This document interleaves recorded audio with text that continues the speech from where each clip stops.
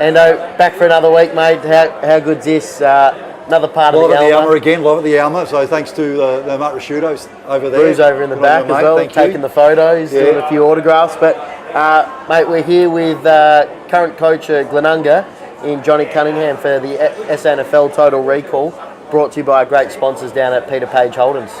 Oh, good. Johnny, you had a fantastic career with Norwood. What I didn't realise actually came from Geelong. Yes, I know. I was raised in Melbourne, obviously. And I'm a Melbourne boy and drafted to the Cats. Had 3 years there and then got delisted at the end of '95 and journeyed over the border with Peter Rohde. He got the job at Norwood as the coach, and Rohde and I had played against each other in the twos. He was at the end of his career at Melbourne and I was a young guy at Geelong, and we sort of followed each other over to the Red Leagues, and it just went from there.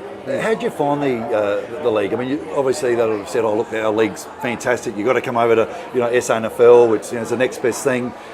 It is the next best thing by far, isn't it?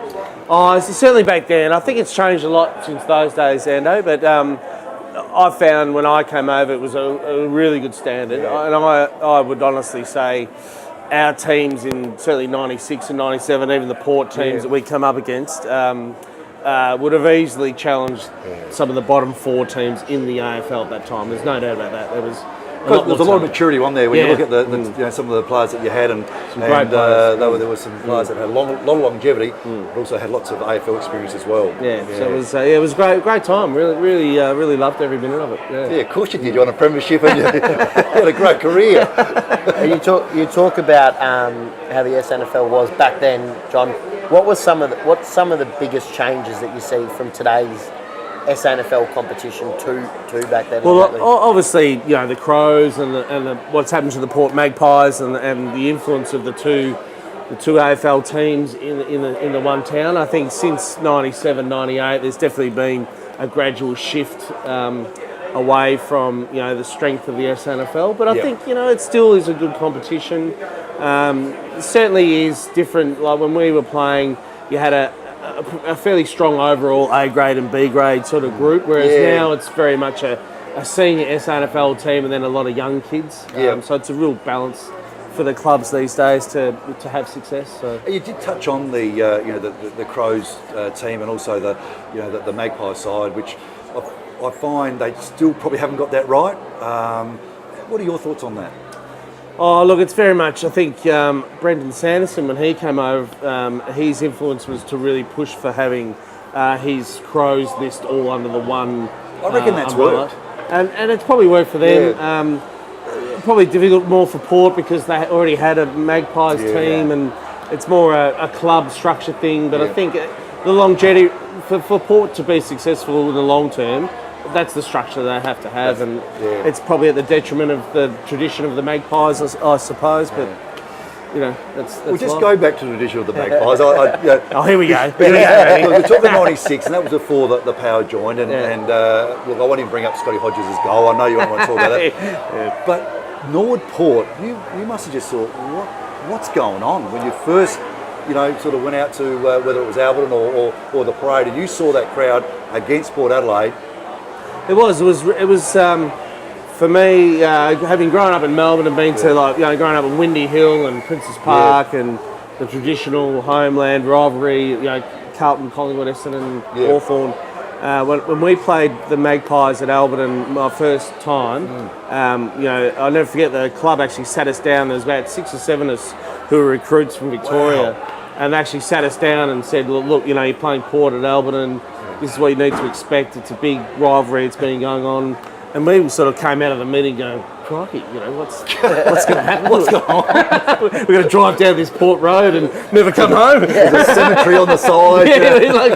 Carried out in a box. but Port, it was actually Port Adelaide at that time played an exciting brand of football. Yes, they were sort of hard at it, but when it was game on, it was knock it forward, it was kick goals, it was play a really exciting brand of winning football. So, and that's what I learned on that day. And it was I think we were level at half time, and then Port kicked 12 in a row. So it was just one of those days where you learn about the Port power, the power of Port, and I suppose that's where the name came from. I suppose, but it was.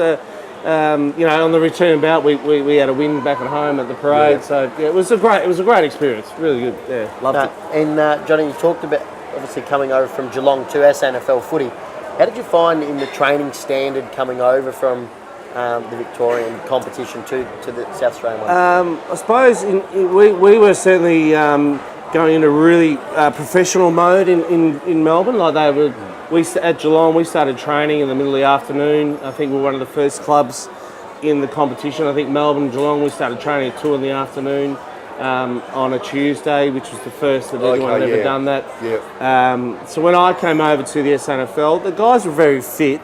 But just probably not quite as professional as, or been exposed to that professionalism. But not far from it, in that way. You think these are semi-professional, and you think... It's certainly very fit. Like the programs, like Neil Craig had installed a pretty serious fitness program, so that had carried over. So a lot of the guys that I first met when I came over were super fit and trained hard. Yeah. Nord last year lost the grand final. It was a great grand final against North Halifax. It was a super grand final.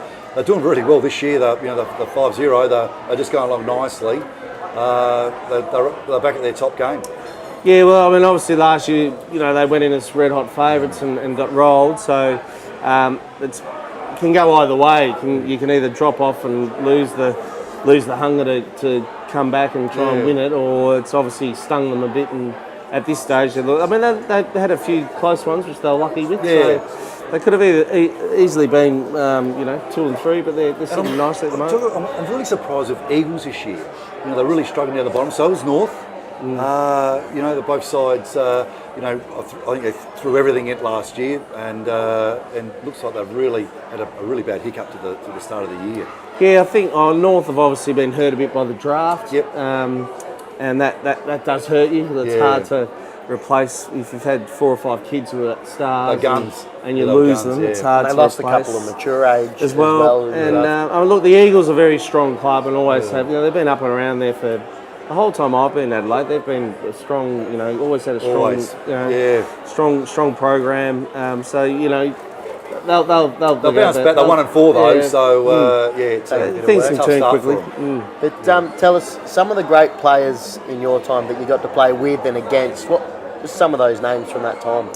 Well, obviously as a teammate, Macca was great. You can't say Gary McIntosh. Okay, all right, done there. We had there was some good rivalries. The Magpies had their stars, and in the grand final '97.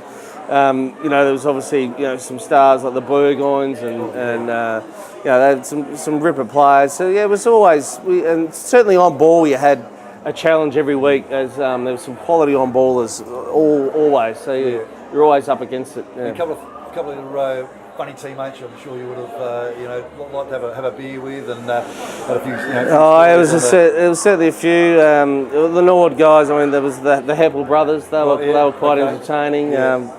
Rack and Mel Heppel were very funny. The big Andrew Pascoe, he was always good for a laugh, never very serious. Stephen Pitt was probably the most laid-back people before a game. Meet him. He's a really nice guy. He's a super guy. Pitting was one of those guys you could not understand how relaxed he was before a game. It was ridiculous. He'd be like... He's a unit too. But he just had that ability to switch on and play great footy. What are your best players that you played with during your time at Norwood?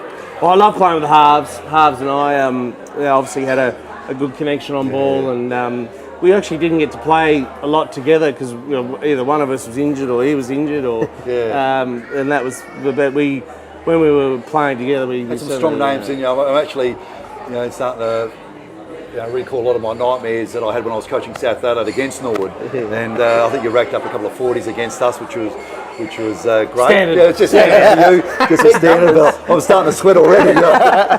So it was a great era for you. Yeah. It's a great it was some wonderful players, and it's all a bit of a timing. But to have so many of us come over, I think we're all sort of 21, 22, and came out of the system in Victoria, and to head over here to play was. It was a great time of your life, and you just footy was your life, and that was what it was all about. So it was good fun. Thanks for joining us before the bounce. Really appreciate it. All good. And we're back after this. Cheers.